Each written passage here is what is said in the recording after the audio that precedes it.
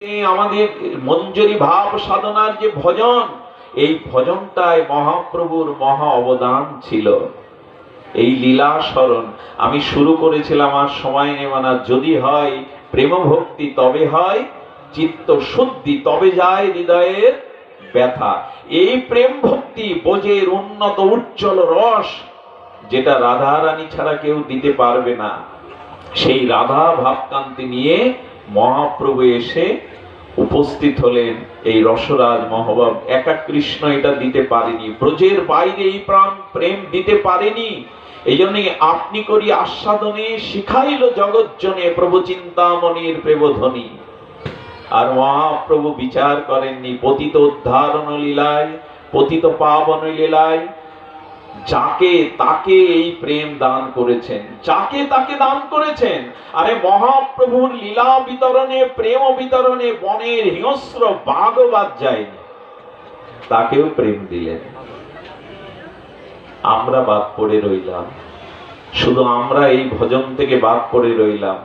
তাই এখানে শাস্ত্রে বারবার বলেছেন, দেখো এই নিজেকে পুরুষ ভাবলে আর নিজেকে নারী ভাবলে, আমি আপনাদের লিখে দিতে পারি একটা অভিশাপ যাবে না, সেটা হলো কাম। যখনই নারী আর পুরুষ এই ভেদ থাকবে মাঝখানে, পৃথিবীতে কাম কবে এলো জানেন? এই অভিশাপ কাম কবে এলো, যা পুড়িয়ে দিচ্ছে সারা জগৎকে? যেদিন নারী পুরুষ এই দুই তত্ত্ব জগতে এলো, সেখান থেকে এই অভিশাপ শুরু হলো। তার কারণ আপনারা জানেন, ব্রহ্মার মানস পুত্ররা ভজন করতে আর উদ্ধার হয়ে যেত। আরে সৃষ্টি প্রজা বাড়াতে বলেছেন ভগবান, কিন্তু ওই যে শুধু পুরুষরা আসে, এই জন্য ব্রহ্মা চিন্তা করলেন এইভাবে সৃষ্টি বাড়ানো যাবে না। সৃষ্টি বাড়াতে গেলে যে কামনার দরকার, এই জন্য নিজের অঙ্গ থেকে তিনি মনু এবং শতরূপাকে গড়লেন। নারী আর পুরুষ যেখানেই ভেদ, এখানেই অভিশাপ কাম। এবং এই কাম এত দুষ্পরণীয়, কারো বাধা, কোনো জ্ঞান, কোনো চেতনা মানে না। আমি অবাক হয়ে গেছি, এই কাম কত বড় দুর্জয় শত্রু। পত্র পত্রিকায় দেখবেন অনেক পিতা মদ পান করে তার নিজ কন্যাকেও পর্যন্ত ক্ষমা করেনি। এই অভিশাপটা এত বড় অভিশাপ, এটা মিথ্যা সংবাদ নয়। এই দুষ্পরণীয় কামকে তুলে দিয়ে ওখানে প্রেম বসাতে এই মহাপ্রভু এসেছিলেন। মহাপ্রভু কি অবতার? প্রেম অবতার। কাম কখন আসে? ওই যে নারী পুরুষ। এই জন্য বললেন, একমাত্র অরিন্দম সুন্দর ত্রিভঙ্গ মোরারি ঠাম গোবিন্দ ছাড়া জগতে কোন পুরুষ। আমরা সবাই প্রকৃতি। এই যদি নিজেকে প্রকৃতি জ্ঞান করতে পারেন, আর একমাত্র পুরুষ গোবিন্দ, এইখানেই কেবল এই অভিশাপ থেকে বাঁচতে পারবেন। নাহলে এই অভিশাপ থেকে বাঁচবার কোনো পথ খোলা নেই। নিজেকে প্রকৃতি আর পুরুষ একমাত্র প্রাণারাম। এবং রাস রজনীতে গোপীরা বুঝিয়ে দিয়েছিল, আমাদের প্রকৃত পতি গোবিন্দ। এই জগতের যে পতির গলায় মালা দিয়েছেন অগ্নি সাক্ষী করে, পতি বটে কিন্তু মরা পতি। এ পতি জগৎপতি নয়। আচ্ছা লক্ষ্য করুন তো, গোপীদের গোবিন্দ বলছেন, নারীদের শ্রেষ্ঠ ধর্ম পতি সেবা, পতিব্রতা রমণী তোমরা। পতিদের ছেড়ে তোমরা আর্য পথ ছেড়ে আর বৈদিক ধর্ম ছেড়ে এই গহীন রজনীতে কেন তোমরা আমার বাসির ডাকে এখানে এলে? যাও পতি সেবা করো। পতি সেবাই নারীর পতিব্রতার একমাত্র ধর্ম। ললিতা বলছেন, শ্যাম, যারা পথ চেনে না তাদের পথ দেখাও, আমাদের পথ দেখাতে এসো না। অনেকক্ষণ ধৈর্য ধরে শুনেছেন গোবিন্দের উপদেশ। ললিতা এগিয়ে এসে বলছে, যারা পথ চেনে না এদের পথ দেখাতে হয়। শোনো প্রাণনাথ, শোনো প্রাণপ্রিয়, আমরা জেনেছি তোমার চরণে আসা ছাড়া জগতের দ্বিতীয় কোনো পথ নেই। আমরা সঠিক পথেই এসেছি, আমাদের পথ চেনাতে এসো না। আর ঘরে ফেরার কথা বলছো, কাদের কাছে যাব? তুমিই তো পতি, জগতে তো অন্য পতি নাই। কথাটি ধ্যান দিয়ে শোনো মায়েরা। বলো অন্য পতি নয় কেন? বলো ওই পতিকে আমরা বরণ করেছি কেন জানো?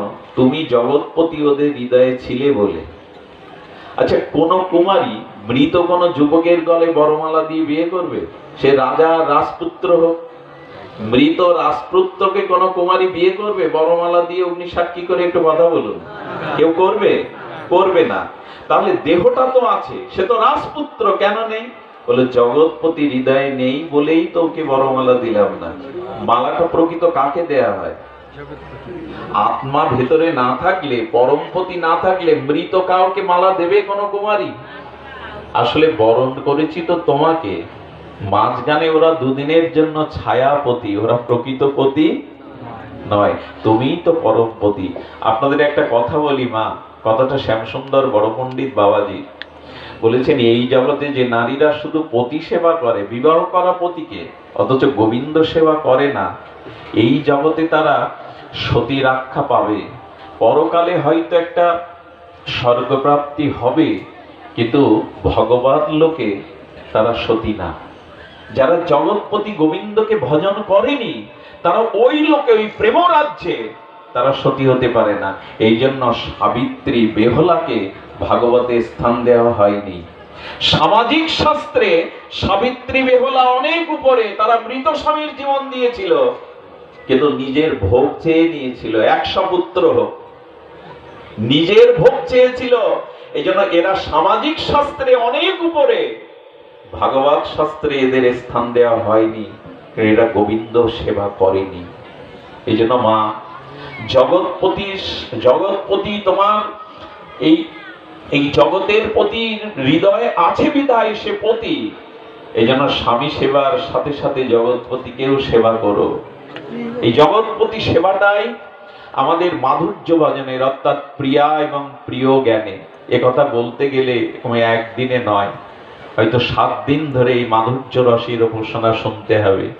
এই মাধুর্য রসের উপাসনা যদি আমরা একটা অনুধাবন করতে পারি, সিন্ধু থেকে 1 বিন্দু, তবে এই হৃদয় ধন্য হবে। আমি আপনাদের এইটা বলেই বিশ্রাম করছি, ছোট্ট একটি ঘটনা বলেই।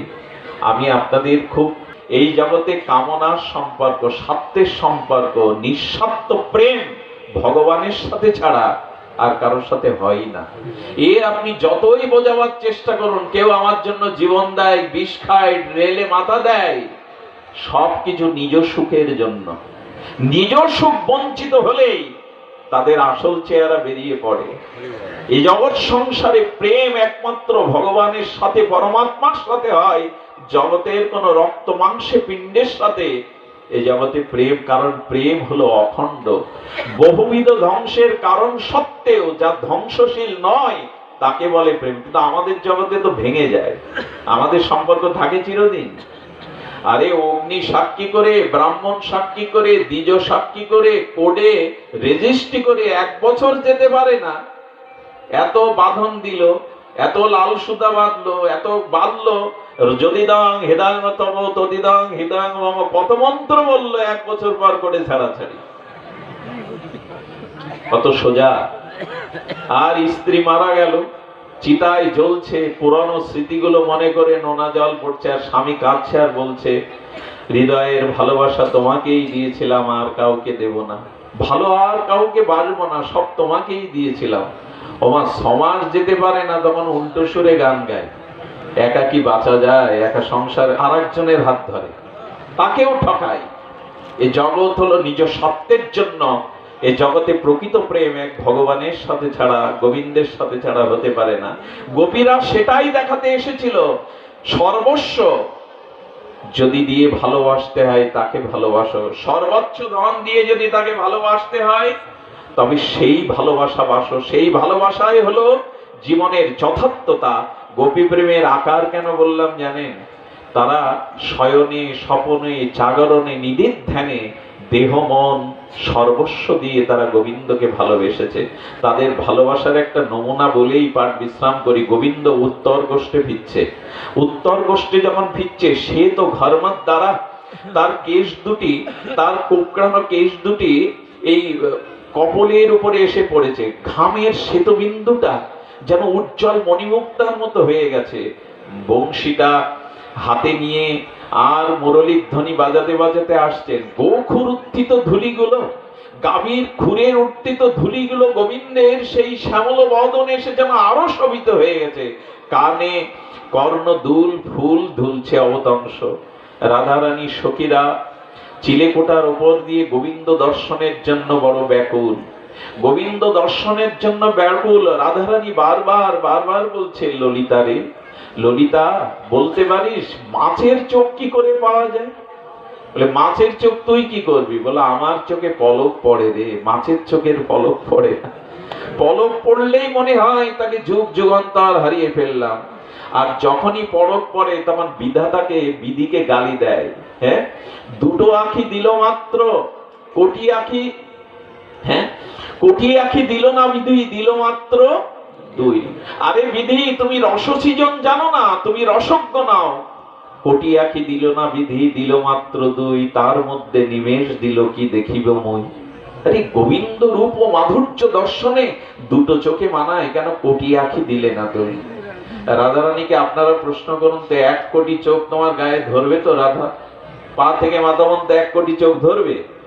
রাধারানীর উত্তর কি জানেন? আমি এই 2 চোখে কোটি আঁখির তৃষ্ণা নিয়ে শ্যাম সুন্দরকে দেখতে চাই। এই চোখে কোটি আঁখি। বললেন তার মধ্যে পলক দিল কি দখিবা মই, এক পলক পড়লেই যেন মনে হয় যুগান্তর হারিয়ে ফেললাম। ললিতা বল না, মাছের চোখ কি করে পাওয়া যায়? ওর পলক পড়ে না। বলি মাছের চোখ না হলে সাধনা করে পেলি, কিন্তু গোবিন্দ তো সবসময় তো নয়ন সমকে দাঁড়িয়ে থাকবে না। বলে এই জন্য পাখির কাছে দুটো পাখার ডানা ভিক্ষা করে নেব, আর চোখ দুটো লাগিয়ে যেখানে যেখানে আমার শ্যাম সুন্দর সেখানে অপলোক নয়নে চেয়ে থাকবো। এই যে পিপাসা, এই যে ভালোবাসার উৎকর্ষটা, এটা গোপীদের। দেখুন আজকে আমরা যে সঙ্গীত পেয়েছি, গান পেয়েছি, এটা মধ্যযুগের পদাবলী না এলে, ব্রজপ্রীতি না হলে আজকের এই সঙ্গীত আমরা পেতাম না। সমস্ত সঙ্গীতের এই জন্য মধ্যযুগের এই পদাবলী সাহিত্য জগৎকে প্লাবিত করেছে এই মাধুর্য প্রেম। আজকে আমরা যা কিছু এই কীর্তন ধর্ম, এই যুগল উপাসনা, এটা রস উপাসনা। এর উপরে উপাসনা নাই যে রস ব্রহ্মাও পায় না, সেই রস আমরা পেয়ে গেছি। আর রাধারানীর অঙ্গে সেক উঠছে, গরম আগুন ছেক দিলে যেমন লাল হয়ে যায়। আরে রাধে, যন্ত্রণা পাচ্ছিস কেন? তোর গায়ে কে যেন গরম ছেক দিচ্ছে। বলে ওই দেখ, আসলে গোবিন্দের চরণটা নগ্ন, তো খালি পায়ে যেতেন। আর বৃন্দাবনের বৈকালিক ধুলির উপরে তাপ আছে। গোবিন্দ যখন তার রাতুল চরণকে দিচ্ছে, বললেন হায় রে, ওই চরণে কত জানি বাজছে ব্যথা। ঠিক আমার এই গোবিন্দ চরণ হেঁটে যাচ্ছে, আর চিলেকোটায় রাধারানীর অঙ্গে লাল দাগ হয়ে যাচ্ছে, অগ্নি ছেকা দিলে। একই প্রান্ত। কি করে বোঝায় বলুন দেখি? বোঝানোর কথা, একজনের চরণ ব্রজের মাটি দিয়ে যাচ্ছে, আর একজনের গায়ে সেক উঠছে। অনেকটা কেমন জানেন? ওই উঁচু বারান্দা থেকে শিশু সন্তান পড়ে যাচ্ছে, দূর থেকে মা ওই পড়ে যাওয়ার দৃশ্য দেখলে ব্যথা কার লাগে বেশি? এমন ইস করে ওঠে যাতে বুকের ব্যথাটা মায়েরই লাগে। এটা অনেকটা এমন। হ্যাঁ, এটা তো অভিন্ন। তো রাধারানী বলছে, ললিতা আমার রাধা জন্ম বৃথা হলো। আমি যদি পদ্ম হয়ে জন্মাতে পারতাম রে, এ জন্ম সার্থক হতো। কেন রাধে? বলে যেখানে যেখানে প্রাণবধূ পদবিন্যাস করছে, চরণ রাখছে, রাধা হয়ে তো বুক পেতে দিতে পারছি না। যদি পদ্মের পাপড়ি হতাম, এক একটি পাপড়ি তার চরণ তলে পেতে দিতাম, যাতে তার চরণে ব্যথা না লাগে।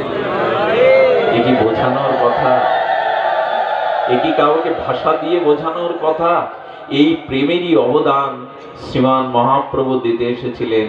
গুরুদেব আমাদের আত্মার উপরে একটি কিশোরী রূপ দিয়ে দেয়, 12 বছর 13 বছরের কিশোরী রূপ।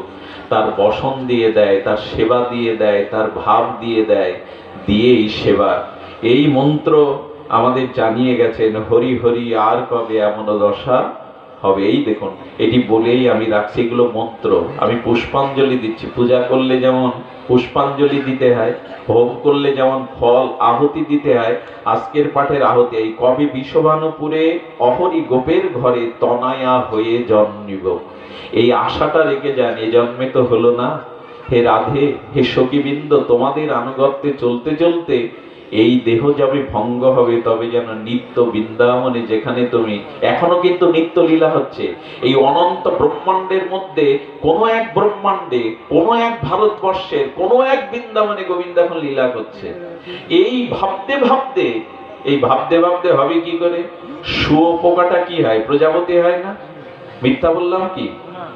শুয়োপোকাটা বিচিত্র রঙের প্রজাপতি যেমন হয়, তেমন এই ভাবতে ভাবতে, মঞ্জরি সাধনা ভাবতে ভাবতে এই দেহ ছেড়ে কবে তুমি যে ব্রহ্মাণ্ডে বৃন্দাবনে নিত্য লীলা করছো, লীলা কিন্তু নিত্য এখনো হচ্ছে, সেই বৃন্দাবনে অহরি গোপের ঘরে তনায়া হয়ে জন্মিব, জাপটে আবার কবে পানি গ্রহণ হবে, বসতি করিব তবে তাই। কবে ওই জাপটে জন্ম হবে, আর ওই ঘরে জেগে কি করব, সখীর পরম প্রেষ্ঠ যে হয় পরম শ্রেষ্ঠ সেবন করিব তার পায়, অর্থাৎ রাধারানীর চরণ সেবিকা হয়ে কবে চরণ সেবা করব। আর কি, কেহ কৃপাবান হইয়া রাতুল চরণে লইয়া আমারে করিবে সমর্পণ, সফল হইবে দশা, পরিবে মনের আশা সেবী যুগল চরণ। এই হলো পূর্ণাহতি। কবে আমরা এইভাবে নিত্য লীলাতে, এ কিন্তু সম্ভব, অবাস্তব কথা নয়। এই ভজন চিন্তা করতে করতে মানুষ যা ভাবে তাই হয়ে যায়, মানুষ যা চিন্তা করে শুয়োপোকাটা প্রজাপতির মতো হয়ে যায়, এই ভাবতে ভাবতে যাবে। আর ঠাকুর মশাই এই ভাবনাটি অঙ্কিত করে বলেছেন, যেটা ওরা গায় সুন্দর করে। কি গায়? রাধা কৃষ্ণ প্রাণমোর যুগল কিশোর, জীবনে মরণে গতি আমার যেন আর কোনো গতি না হয়, আর যেন পথে কোনো পথে না যায়, এই যুগল সেবাই যেন আমার জীবনে মরণে গতি হয়। কালিন্দির কুলে কেলি কদম্বের বন, তারপরে রতনবেদীর পরে বসাবো, এইসব ভাবিত, এই লীলা চিন্তা করি তো, হরিনাম করতে করতে এইগুলি ভাববেন, প্রেম হবে। ওই বৃন্দাবনের নীল যমুনার জলে কদম্ব বনের স্বর্ণবেদীর পদে শ্যাম শ্যামাকে বসিয়েছি। আর কি, শ্যাম গৌরী অঙ্গে দিব সোয়া চন্দন, দেন তো না নিজের গায়ে সেন মাখেন, ওকে মাখান্ত, রাধা মাধবের অঙ্গে সুগন্ধ মাখান্ত, শ্যাম গৌরী অঙ্গে দেব সোয়া চন্দন। আর অধরে চামর ঢোলাবো কবে, হেরি মুখ চন্দ্রে, বাতাস দেই তো। এই সেবাগুলো হরিনাম করতে করতে মনে মনে স্মরণ করতে হবে, মনেরও স্মরণ এইগুলো। আর গাথিয়া মালতীর মালা পরাবো দোহার, মালা তো সারা জীবন একে তাকে পরালাম, তাকে দুহার গলে পরালাম তো, রাধা মাধবের গলে। গাথিয়া মালতীর মালা পরব দোহার, অধরে তুলিয়া দিব কর্পূর, এই ললিতা বিশাখা জি যত সখীবৃন্দ, আজ্ঞায় করিব সেবা চরণার বৃন্দ। শ্রীকৃষ্ণ চৈতন্য প্রভু দাসের অনুদাস, সেবা অভিলাষ মাগে। এই আজ এইটুকুই, আপনাদের মঙ্গল এই অভিলাষ বুকে নিয়ে যেন যেতে পারি, যাতে যুগ। এই কথা বলতে বলতে সময়ের জ্ঞান ছিল না, ক্ষমা করে দিয়েন যদি অতিরিক্ত সময় হয়ে যায়। আপনারা প্রসাদ নিয়ে যাবেন। আর আমাদের কীর্তনিয়া যারা আছে তার মধ্যে আমাদের শুভঙ্করও আছে, যদি একটু রাধা নাম হয় এই পরিসরে, সকলে মিলে যদি আমরা একটু রাধা নাম আস্বাদন। আমার মা এসেছিলেন, কিন্তু আজ ওনাকে আমি সময় দিতে পারছি না রাধা নামের জন্য। আমি শুভঙ্করকে বা ভক্তদের নিবেদন করছি একটু রাধা নাম আস্বাদনের জন্য। নন্দাও আছে।